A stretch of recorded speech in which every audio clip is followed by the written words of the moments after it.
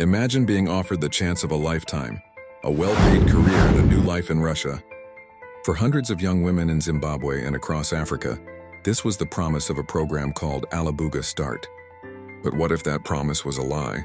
What if you arrived thousands of miles from home only to have your passport taken, be forced to work with dangerous chemicals, and find yourself assembling combat drones for a war you have no part in?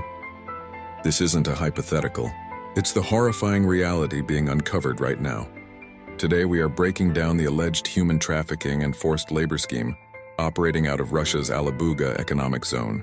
We'll look at the evidence, hear from the families of those trapped, and examine why international bodies like Interpol are now getting involved. Stay with us. A Russian program named Alabuga Start, which recruits young women from countries like Zimbabwe, is under investigation for allegedly facilitating human trafficking and forced labor, with reports indicating participants are being exploited in drone manufacturing facilities under dangerous conditions. The program, which promises career opportunities and relocation to Russia, has drawn international concern, including from Interpol, as victims report being trapped, denied access to their passports, and subjected to hazardous work without proper compensation.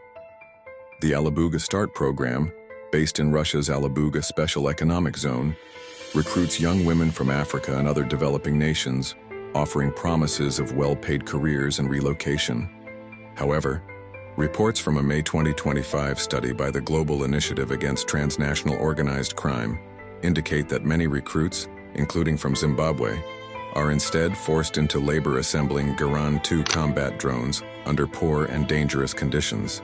Participants have reported being misled about the nature of their work, initially promised roles in logistics, service, or catering, but later assigned to drone assembly lines or cleaning duties.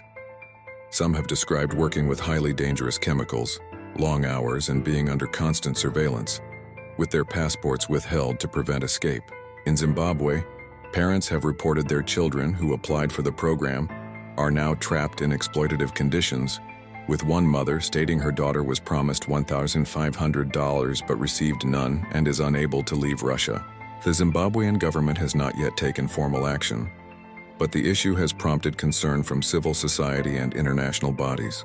Interpol has launched an investigation into the program in Botswana, and several African countries, including Kenya, Uganda, and Tanzania, have begun probing the risks associated with the Alabuga Start initiative.